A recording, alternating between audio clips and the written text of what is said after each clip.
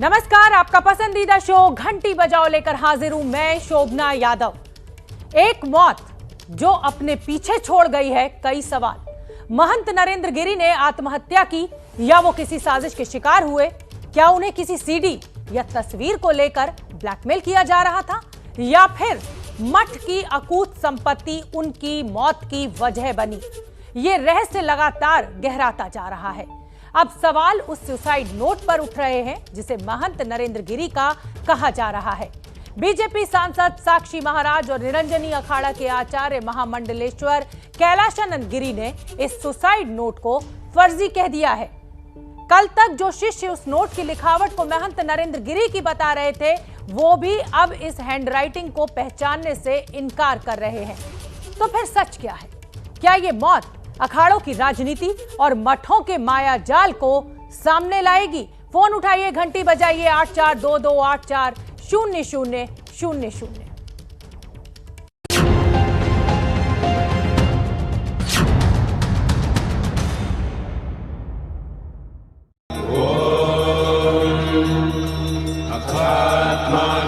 शिवात्मानगं श्रीरुद्ररूपं ध्यायेत्।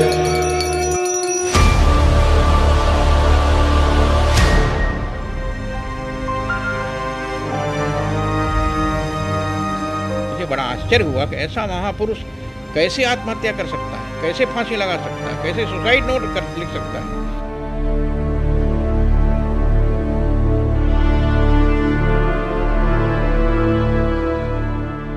पूज्य नरेंद्र गिरी जी का असमय जाना साधु समाज के लिए, राष्ट्र के लिए बहुत बड़ी क्षति है।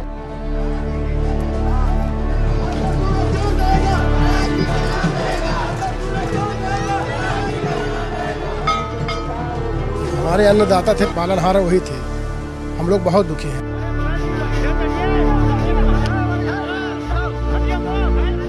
16 मंत्रों का हम लोग पाठ करेंगे, उनका महाभिषेक करेंगे, उनका पाद्य पूजन करेंगे और उन्हें शिव के रूप में, गुरु जो है उस शिव का रूप होता है, इसलिए उनका 1650 पूजन करेंगे।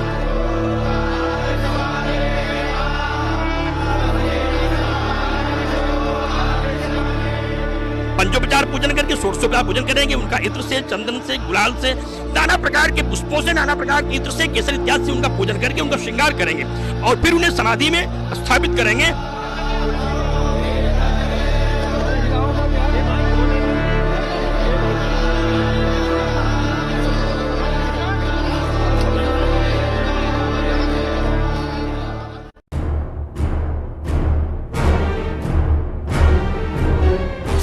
कभी जिस मठ की गद्दी पर महेंद्र नरेंद्र गिरी बैठा करते थे, आज उसी मठ में उन्हें समाधि दे दी गई।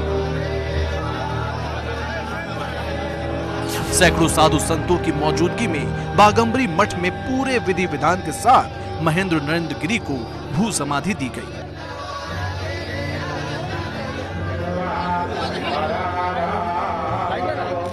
सभी 13 अखाड़ों के प्रतिनिधि यहां मौजूद थे।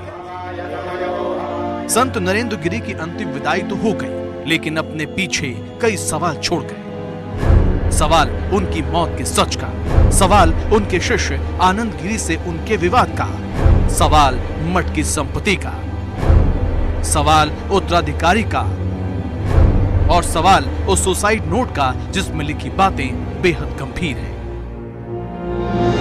सुसाइड नोट के कारण ही महंत की मौत को आत्महत्या माना जा रहा है। पोस्टमार्टम की शुरुआती रिपोर्ट में भी मौत की वजह फांसी बताई गई, लेकिन क्या फांसी उन्होंने खुद लगाई, इसे लेकर सवाल उठने लगे हैं। जो आदमी 15 मिनट हस्ताक्षर करने में लगाता होगा, वो अपना सुसाइड नोट लिखेगा और बहुत बहादुर व्यक्ति। तो मैं तो सुसाइड नोट पर ही प्रश्न चिन्ह खड़ा करता हूं।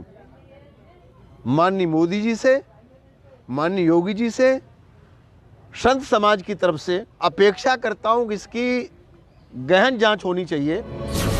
इस कथित सुसाइड नोट में लिखा गया था कि मैं नरेंद्र गिरी, आज मेरा मन आनंद गिरी के कारण विचलित हो गया है। हरिद्वार में ऐसी सूचना मिली कि आनंद गिरी कंप्यूटर के माध्यम से एक लड़की के साथ मेरी फोटो जोड़कर गलत काम करते हुए बदनाम करेगा। आनंद गिरी का कहना है कि महाराज यानी मैं कहां तक सफाई देते रहेंगे। मैं जिस सम्मान से जी रहा हूँ, अगर मेरी बदनामी हो गई तो मैं समाज में कैसे रहूंगा, इससे अच्छा मर जाना ही ठीक है। सुसाइड नोट में आनंद गिरी के अलावा बड़े हनुमान मंदिर के पुजारी आद्या प्रसाद तिवारी और उनके बेटे संदीप तिवारी को भी मौत का जिम्मेदार बताते हुए उन पर कार्रवाई करने की मांग की गई है। जिसके बाद इस मामले की जांच कर रही एसआईटी ने हनुमान मंदिर के पुजारी आद्या प्रसाद तिवारी को गिरफ्तार भी कर लिया है। इससे पहले आरोपी आनंद गिरी से करीब 12 घंटे तक पूछताछ की गई। आनंद गिरी को महंत नरेंद्र गिरी का सुसाइड नोट भी दिखाया गया। ब्लैकमेलिंग के सवाल पर आनंद गिरी ने कहा कि उन्हें फंसाया जा रहा है। आनंद गिरी का सच क्या है, इसकी जांच तो शुरू हो गई है, लेकिन सवालों की सुई उस सुसाइड नोट पर अटकी हुई है जिसे सच मानने को कोई तैयार नहीं है। इसलिए वो व्यक्ति कभी आत्महत्या नहीं कर सकता। आत्महत्या की साजिश की गई है और जो लेटर लिखे गए हैं, लेटर भी कई राइटिंग में लिखे गए। पहले मेरी यही मांग है कि सीबीआई जांच होगी, तभी असलियत की जानकारी हो पाएगी।